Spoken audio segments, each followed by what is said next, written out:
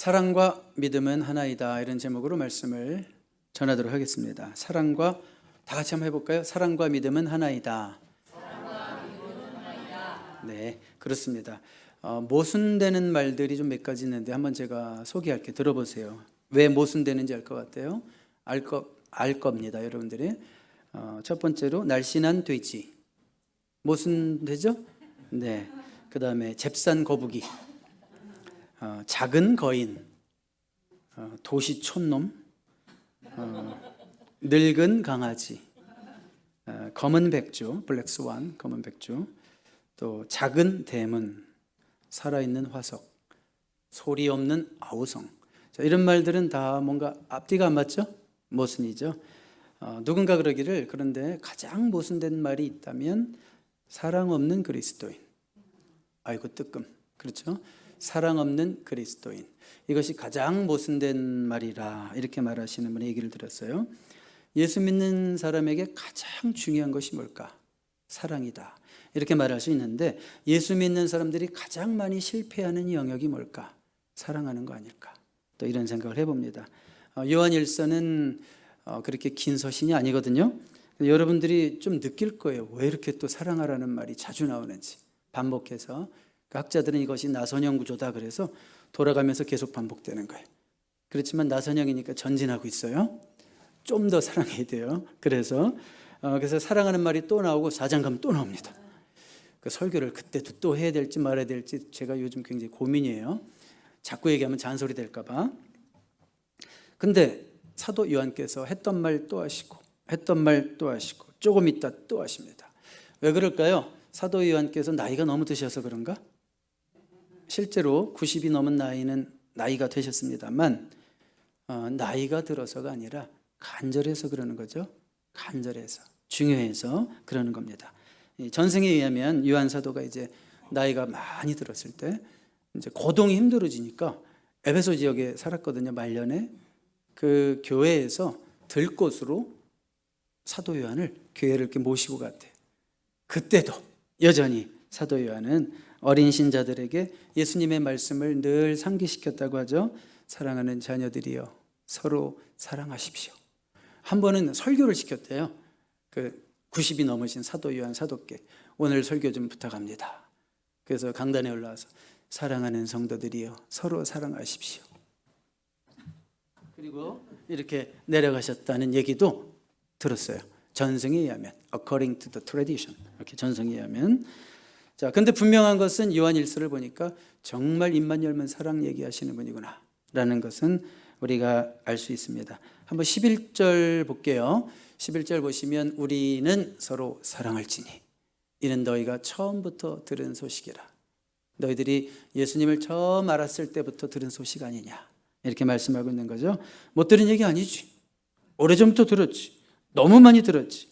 여러분, 우리 그리스도인들은 서로 사랑하라, 형제를 사랑하라, 뭐 이런 말들 정말 목사님들의 설교를 통해서 너무 많이 들었죠. 아주 그냥 사랑 설교만 하면 식상해, 막 이런 분들도 있어요. 또 사랑 얘기인가? 사랑 타령인가? 타령은 아닙니다만. 그런데 요한 사도께서 이 식상한 얘기를 또 하신단 말이에요. 또 하셔요. 그리고 꼭 이렇게 얘기하는 것 같아요.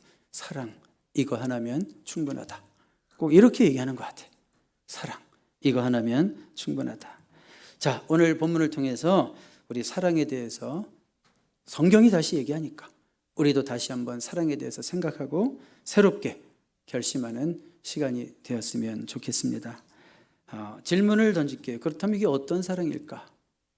사도 요한께서 말씀하시는 이 사랑은 어떤 사랑일까? 우리 한번 12절에 보면 사랑하지 못한 사람의 예로 가인의 예를 들고 있어요. 가인같이 하지 말라. 그는 악한 자에게 속하여 마귀에게 속했다는 거죠. 그 아우를 죽였으니 어떤 이유로 죽였느냐? 자기의 행위는 악하고 그의 아우의 행위는 의로움이라. 하나님이 아벨의 제사는 받으시고 자기의 제사는 받지 않았을 때 나보다 잘난 게 싫은 거예요. 나보다 인정받는 게 싫은 거예요. 그래서 거기에서 시기심이 생기고 미움이 생기고 미움이 분노로 발전하고 분노가 살인으로 발전했죠. 자, 그러니까 사랑하지 못한 사람의 예로 가인의 예를 들면서 너희는 가인처럼 되면 안 된다. 가인처럼 되면 안 된다. 그는 미움과 분노 때문에 동생 아벨을 죽였다. 자, 여러분들은 어떤 생각이에요? 나는 뭐 가인 정도는 아니지 뭐. 그런 생각도 하시죠? 내가 사람을 죽여봤나 뭐. 사람을 죽일 생각은 없어요, 저.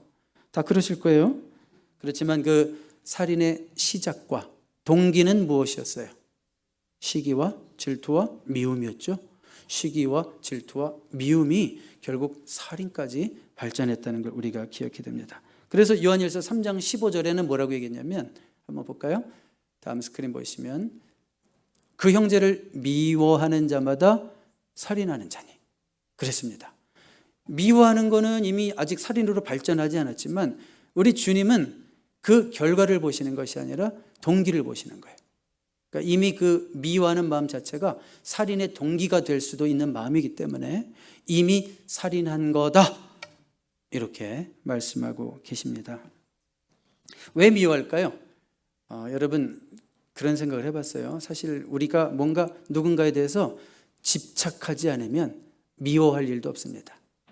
집착하게 되면 그를 통제하고 싶어져요, 사람은.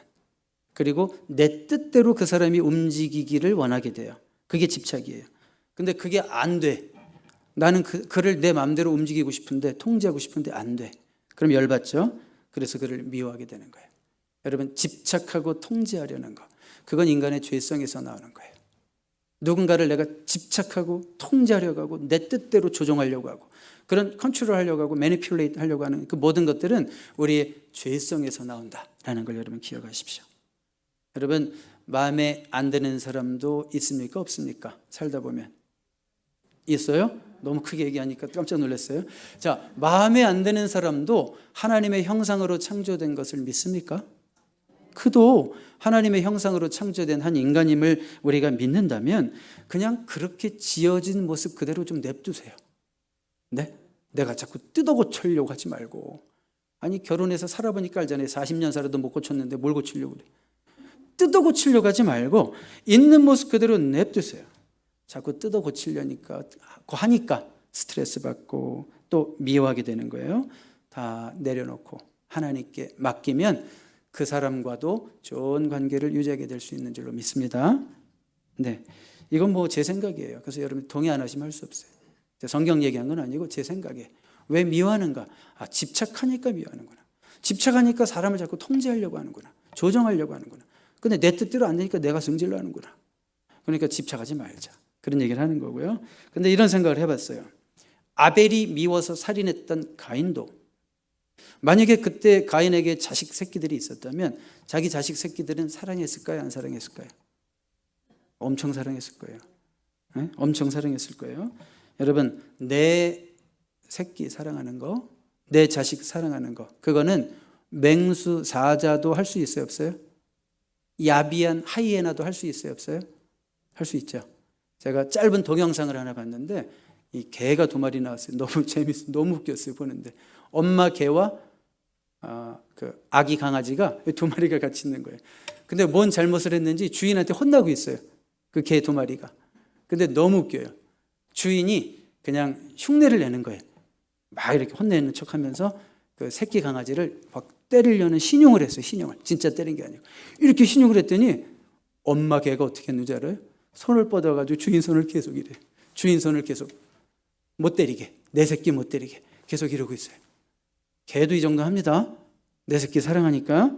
자, 여러분, 내 자녀 사랑하는 거 어렵지 않고요. 나 좋아해 주는 사람 나도 좋아해 주는 거 어렵지 않죠? 나 잘해 주는 사람에게 잘해 주는 거 어렵지 않습니다. 자, 이건 누구나 할 수 있는 거고, 또 예수님은 뭐라고 얘기하셨냐면, 야, 이런 사랑은 니네가 생각하는 가장 악명 높은 죄인 세리도 할 수 있다, 이렇게 말씀을 하셨어요. 하나님의 자녀들은 그것 이상의 사랑을 해야 되지 않겠니? 라고 우리 주님이 말씀하시는 줄로 믿습니다. 그러면 16절로 가볼게요. 그러면 가인과 대조해서 누구를 소개하냐면 예수 그리스도의 사랑을 소개하고 있어요. 요한일서 3장 16절에 그가 우리를 위하여 목숨을 버리셨으니, 여기까지만 일단 보겠습니다. 그가 우리를 위하여 뭘 하셨다고요? 목숨을 버리셨대요. 여기 가인과 분명한 대조가 있죠. 가인은 자기를 위하여 형제를 죽였고, 예수님은 형제를 위하여 자기를 죽이셨어요. 그렇죠? 가인은 자기를 위하여, 자기 성질 못 이겨서 자기를 위하여 형제를 죽였고, 예수님은 우리들을 위해서 스스로 자신을 죽이셨어요. 여러분, 사랑하지 못하면 결국은 누군가를 죽이게 됩니다. 어떤 의미든지 그것이 죽이게 됩니다. 그렇지만 누군가를 사랑하면 나의 힘과 권리를 스스로 약화시키는 거예요. 사랑하면 힘이 있지만, 내가 충분히 그냥 본때를 보여줄 수 있지만, 사랑하기 때문에, 순종하는 사랑이기 때문에 나의 힘과 권리를 스스로 약화시키는 거예요.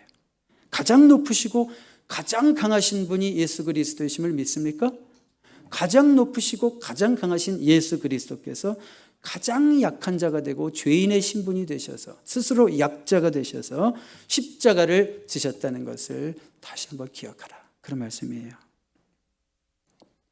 그러므로 예수님의 사랑은 어떤 사랑인가 하면 한마디로 희생이 있는 사랑이에요. 희생이 있는 사랑. 어느 정도의 희생이냐면, 우리 16절 계속 볼까요? 자, 그가 우리를 위하여 목숨을 버리셨으니 우리가 이로써 사랑을 알고. 예수님이 우리에게 보여주시는 그 사랑의 농도, 본질을 안다는 거예요. 우리도 형제들을 위하여 목숨을 버리는 것이 마땅하니라. 이 정도의 희생까지 있는 사랑을 하고 있느냐 물어보는 거죠. 우리도 형제들을 위하여 목숨을 버리는 것이 마땅하니라. 이런 차원의 사랑을 우리 주님이 요구하신다는 것을 여러분 믿습니까? 안 믿을 수가 없네요. 하나님 말씀이 우리에게 하시니까. 그런데 이런 말씀을 어떻게 실천을 해요, 우리가? 형제를 위하여 목숨을 버릴 수 있어요? 내 자식을 위해서도 버릴까 말까 아슬아슬하죠? 형제를 위하여 목숨을 버리라고요? 자, 이 16절의 말씀을 우리가 문자적으로 해석하면 현실성이 너무 없지 않아요? 주님도 아십니다. 우린 예수님처럼 할 수 없어요. 주님도 그걸 아시고, 우리가 정말 형제를 위해서 목숨을 버릴 의향이 있는지 없는지 물으시지 않습니다. 오히려 어떤 예를 드시는지 아세요? 17절로 가보세요. 우리가 살아가는 삶의 구체적인 현장에서 이런 희생이 있는가를 물어보시는 거예요. 누가 이 세상에 재물을 가지고 좀 나는 돈이 있다 이거예요. 쉽게 말해서 쓸 돈이 있다 이거예요. 남는 돈도 조금 있다 이거예요. 근데 형제의 궁핍함을 봤어요. 어려운 형제를 봤어요. 도와줄 마음을 닫으면 하나님의 사랑이 어찌 그 속에 거하겠느냐, 이렇게 물어보고 있죠. 그러니까 주님은 우리에게, 야, 너 형제에 의해서 죽을 수 있어? 죽을 수 있어? 이걸 묻는 게 아니라, 너가 좀 도와야 되는 형제 있는데 너 돕고 있니? 진짜 너 희생하고 있니? 너 진짜 돈도 써가면서 돕고 있니? 이걸 물어보고 계신 거죠. 이걸 물어보고 계신 거예요. 여러분, 이 말씀이 주어지고 있던 요한일서 서신을 받고 있던 약 AD 90년경, 그때 80년경, 85년, 95년 편지를 받고 있었던 독자들을 생각해 보세요. 초대교회 성도들은요, 모두가 다 빠듯한 사람들이었어요. 여러분, 초대교회는요, 오늘날 교회처럼 부자, 가난한 자가 섞여 있지 않았어요. 거의 100%가 가난했어요. 다 가난했어요. 하루하루 살아가는 것이 힘든 자들이었습니다. 그들의 사랑 실천에는 큰 희생이 있었다는 거예요. 나보다 더 가난한 자를 돕는 거, 나보다 더 필요한 자를 돕는 거, 아니 나도 먹고 살기 힘든데 도와야 되는 정말 힘든, 돈을 썼다 이거예요. 돈을 썼다 이거예요. 힘든 거죠. 어느 집 아빠와 딸이 대화를 나눴대요. 어느 집 아빠와 딸이 대화를 나누는데 이런 대화를, 딸이 이렇게 물어봤어요. 아빠한테. 아빠, 나 요즘 그 남자 하나 있는데 이놈이 나를 좋아하는지 안 좋아하는지 아직 잘 모르겠어요, 아빠. 이놈이라고 그랬어요. 하여튼 이놈이 나를 좋아하는지 안 좋아하는지 잘 모르겠어요, 아빠. 그랬더니 아빠가 되물었대요. 딸아, 그놈이 너를 위해 돈은 잘 쓰니? 딱 그렇게 얘기했대요. 그놈이 너를 위해 돈은 잘 쓰니? 여러분 생각해 봐요. 연인이에요. 사랑한다고 하면서 돈을 안 써요? 원래 짠돌이를 안 쓸까요? 그 짠돌이도 자기가 좋아하는 건 혼자 숨어서 다 사 먹고 다 해요, 혼자. 자기가 좋아하는 거는. 그런데 진짜 사랑하면 돈을 쓰게 돼 있어요. 아멘. 진짜 사랑하면 돈을 쓰게 돼 있어요. 그런데 결혼하면 안 써요. 물론 결혼하기 전까지 얘기해요. 이 얘기 오해하지 마세요. 또 뭐 뭔 얘기인가 좀 헷갈리시는 분 있어요. 어쨌든 진짜 연인이 사랑한다면 어떻게 돈을 안 써요? 자, 여러분 사랑한다는 말만 하지 말고 돈을 쓰십시오. 자, 한번 여러분 나름대로 적용하세요. 또 이런 말에 또 괜히 목사님 뭐 이상한 얘기 하시네. 성경적입니다. 사랑하면 희생이 있어요. 여러분에게 가장 희생이 느껴지는 부분이 뭐예요? 시간 쓸 수 있습니다. 네, 교회에서 굳은 일 어느 정도 할 수 있습니다. 돈 쓸 수 있어요? 여기 가장 큰 희생이 있는 거예요. 그렇죠? 자, 그러니까 18절에 뭐라고 그랬어요? 18절 보세요. 요한일서 3장 18절. 자녀들아, 우리가 말과 혀로만 사랑하지 말고 행함과 진실함으로 하자. 진짜 여러분 행함이 있습니까? 그 사랑이 진실인 거 알 수 있습니까? 그 남자 녀석이 그 딸을 좋아하는지 진실한 걸 뭐로 증명하라고 그랬어요? 그 아빠는 돈 좀 쓰냐? 그런 행함과 진실함이 있을 때 제가 여러분들에게 돈 얘기하는 게 아니에요, 지금. 진짜 여러분들이 그런 희생적인 사랑을 하고 있느냐 이거예요. 뭔가 좀 내가 불편하고 힘들어지는 그런 희생이 있냐 이거예요. 그런 희생이 없다면 그게 어찌 우리가 사랑이라고 말할 수 있겠냐. 그걸 말씀하고 있는 겁니다. 자, 그리스도인의 사랑에는 뭐가 있다? 희생이 있다. 또 돈이 있다 그러지 마세요. 자, 그리스도인의 사랑에는 뭐가 있다? 희생이 있다. 희생적인 사랑은요, 불편함도 감수하는 사랑이고요. 희생적인 사랑은 손해도 감수하는 사랑입니다. 아멘입니까? 근데 여러분 생각해 보세요. 계속 내가 희생하고 계속 내가 불편함을 감수하다 보면 열받을 때 있어요, 없어요? 있지요. 지칠 때 있어요, 없어요? 있지요. 그리고 뭐라고 얘기하냐면 내가 다신 사랑을 하나 봐라. 내가 다신 봉사를 하나 봐라. 내가 그것도 주님을 향한 사랑이라고 생각하고 했는데 나중에 보니까 아니었나 봐. 내가 다시는 사랑을 하나 봐라. 이런 얘기 할 때 있어요, 없어요? 있죠. 저도 했는데. 있죠. 있어요. 그런데 또 성령이 나를 건드려요. 성령께서 그래도 넌 하나님의 자녀잖아. 그러면 또 아이고 주님 알겠습니다. 다시 제가 돌이키겠습니다. 그 사랑을 또 계속하고 있어요. 또. 그렇죠? 그게 여러분 아니에요. 제가 보니까 딱 여러분이시네. 다시는 사랑 안 할 거예요. 분명히 3개월 전에 그 얘기 해놓고 제일 뜨겁게 사랑하고 계시잖아요, 지금. 그런 분도 있다고요. 자, 여러분 이런 사랑은 쉽지 않습니다. 왜냐하면 인지상정이라 그런 거예요. 여러분 사랑도 솔직히 말할까요? 수준이 비슷해야 되는 거예요. 수준이 비슷해야 되고 내가 누군가를 만났을 때 나도 그 사람에게서 뭔가 정서적으로 얻는 게 있어야 되는 거예요. 그래야 내가 그를 편하게 느끼고 나도 그에게 뭔가를 줄 수 있는 거예요. 사랑을 베풀 수 있는 거예요. 그런데 여러분 어때요? 아주 만나면 부담이 되는 사람이 있어요. 그냥 만나면 내가 모든 걸 다 주기만 해야 돼. 모든 내 에너지가 다 이렇게 쏟아붓기만 해야 돼. 그런 자도 만나야 하고 그런 자에게도 전화 한 통 해야 되고 이런 사랑이 어려워요, 쉬워요? 너무 어렵단 말이에요. 제일 힘든 사랑이 뭔지 알아요? 아무리 베풀어도요 고마움을 모르는 사람, 그에게 계속 사랑하는 거 해보세요. 여러분들이 예수님처럼 되기 전에 안 됩니다. 처음에는 뭐 내가 주님만 아시면 되지 뭐 사람이 알아줘야 되나 뭐 이런 식으로 하는데 그렇게 베풀어도 감사할 줄 모르는 그런 공주과 같은 사람 계속 만나가지고 퍼줘봐요. 얼마나 힘든가. 쉽지 않죠? 인지상정이란 말이에요. 그거 다 똑같은 거예요. 그래서 우리가 사랑하려면 마음부터 다스려야 되는 거예요. 마음부터. 기도가 제일 많이 필요할 때가 언제일까? 저는 요즘 많이 느낍니다. 사랑할 때입니다. 사랑할 때 기도가 제일 많이 필요합니다. 사랑할 때는 지혜가 제일 많이 필요합니다. 사랑을 베풀면서도 나의 일방적인 사랑이 되지 않고 상대방에게 뭔가 모욕을 주는 사랑의 베품이 되지 않기 위해서는 지혜도 많이 필요하고요. 그리고 약간의 표현의 절제도 필요한 거예요. 내 마음을 속을 그냥 다 끌어내줬다가 막 상처받고 그러잖아요. 여러분 그래서 사랑할 때 기도가 제일 많이 필요합니다. 그래야지 사랑하면서도 상처받지 않아요. 무장해도 상처받아요. 나는 주님만 아시면 돼. 이랬는데 또 사람이 안 알아주니까 막 힘든 거예요. 아니 저 인간 저럴 수가 있어 사람이? 어떻게 저럴 수가 있어? 막 이런 말이 나온단 말이에요. 그러니까 사랑하려거든 더 많이 기도하시고 또 약간의 표현의 절제도 필요해요. 페이스를 조절할 줄 알아야 돼요. 막 부어주지 마세요. 페이스를 조절하세요. 여러분의 그 뜨거운 마음 하나님이 아시니까 한꺼번에 다 쏟아부어주지 마세요. 절제도 하십시오. 절제도 필요합니다. 자, 분명한 것은 주님이 우리에게 요구하시는 사랑은 희생이 있는 사랑이다. 내가 좋아서 하는 사랑 가지고 희생한다고 말하면 안 돼요.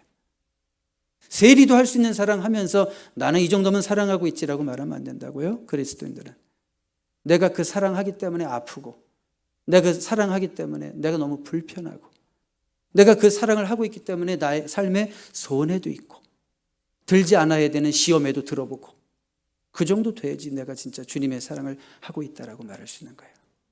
그렇게 사랑을 하고 있는 여러분들을 우리 주님이 크게 위로해 주시기를 바랍니다. 두 번째로, 마지막으로 어떤 사랑이 있는지 봤어요. 희생 있는 사랑이라고 그랬어요. 그럼 우리가 왜 이런 사랑을 해야 하는가? 왜 사랑해야 하는가? 14절 볼까요? 우리는 형제를 사랑함으로 사망에서 옮겨 생명으로 들어간 줄을 알거니와 사랑하지 아니하는 자는 사망에 머물러 있느니라. 사랑하지 않으면, 요약해 줄게요. 사랑하지 않으면 우리가 구원의 확신을 가질 수가 없습니다.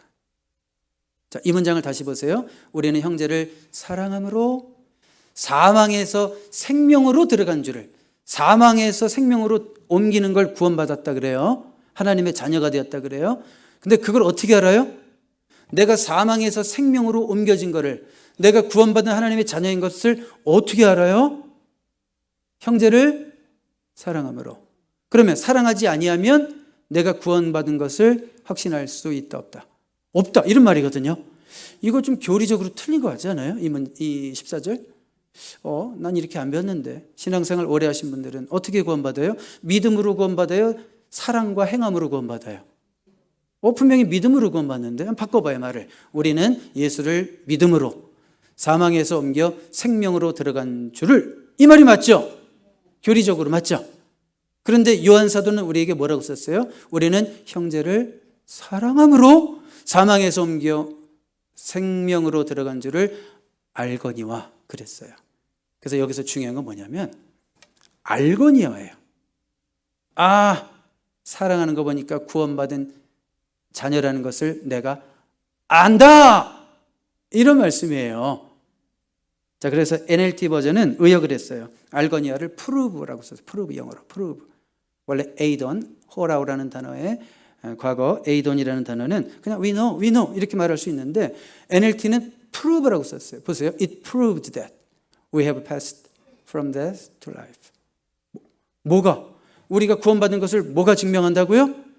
사랑하는 거 보니 알겠네.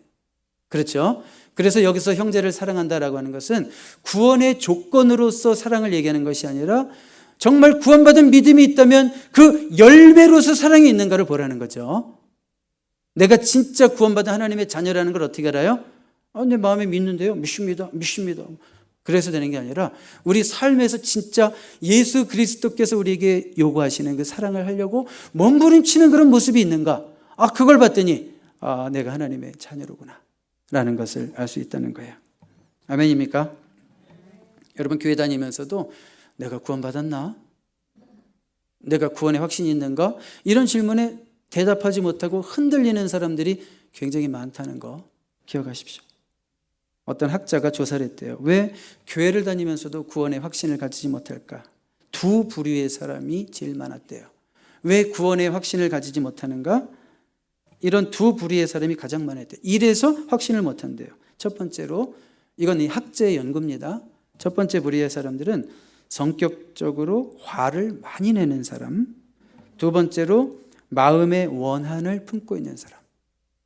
그러니까 교회를 다니면서도 구원의 확신을 가지지 못하는 사람들을 이렇게 많은 표본으로 조사를 해봤더니 그런 사람들은 대부분 어떤 정서적 장애를 가지고 있냐면 성격적으로 화를 잘 낸다든지 마음의 원한을 품고 있더래요. 누군가에 대한. 그래서 이분이 이들을 상담하면서 그 미움과 분노, 원한의 문제를 해결하는 쪽으로 계속 접근을 했대요. 그래서 그 마음의 미움, 분노, 원한의 문제가 해결되었을 때 내담자들이 구원의 확신을 갖게 되었다. 그런 얘기를 합니다. 자, 무슨 말인지 아시겠죠? 우리가 마음에 형제를 사랑하지 못하고 미워할 때 그것이 자책이 되어서 우리가 구원의 확신을 잃어버릴 수도 있다는 거예요. 여러분, 내가 죄 가운데 산다고 해도 하나님의 자녀가 구원을 잃어버리는 건 아니에요, 사실. 그렇지만 내가 죄 가운데 살면 내 양심이 불편해서 내가 진짜 하나님의 자녀 맞나? 구원받았나? 스스로 구원의 확신을 잃어버린다. 그런 말이에요. 아시겠죠? 결론을 내리겠습니다. 믿는 것과 사랑하는 것은 하나입니다. 사랑하는 것과 믿는 것은 하나입니다. 여러분, 혹시 사랑하기 힘드십니까? 믿음을 점검해 보세요. 믿음을 강화시켜 보세요. 사랑할 수 있게 될 거예요. 혹시 믿음이 약해지셨습니까? 역으로 한번 사랑을 해보십시오. 그러면 다시 믿음이 강해지는 걸 느낄 거예요. 우리 구원의 조건은 분명 믿음이지만 그 믿음은 반드시 사랑이라는 열매로 증명되어야 한다는 것. 그렇게 증명해내는 저와 여러분 될 수 있기를 주님의 이름으로 축복합니다. 기도하겠습니다. 주님, 우리가 주님이 원하는 수준의 그 깊은 높은 사랑을 실천할 수 있도록 성령으로 우리를 늘 감동시켜 주시고 능력을 베풀어 주시옵소서. 나 힘으로 그 사랑을 할 수 없을 때가 많습니다. 주저앉을 때가 많습니다. 그러나 주님, 주님이 능력 주시면 우리가 능히 그 사랑도 실천할 수 있사오니 우리를 도와주시옵소서. 예수 그리스도 이름으로 기도드립니다.